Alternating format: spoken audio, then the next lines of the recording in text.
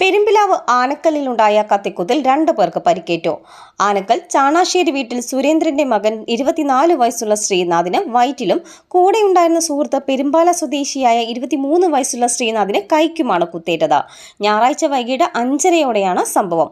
പരിക്കേറ്റ ഇരുവരെയും സമീപത്തെ സ്വകാര്യ ആശുപത്രികളിലും തുടർന്ന് വിദഗ്ധ ചികിത്സയ്ക്കായി മറ്റ് ആശുപത്രികളിലും പ്രവേശിപ്പിച്ചു.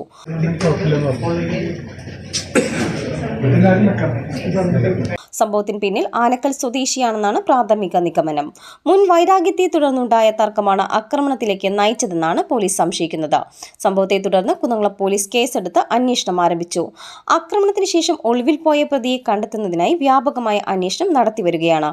ഇരുവരുടെയും ആരോഗ്യനില തൃപ്തികരമാണെന്നാണ് ലഭിക്കുന്ന വിവരം. CNTV പെരുമ്പിലാവ്.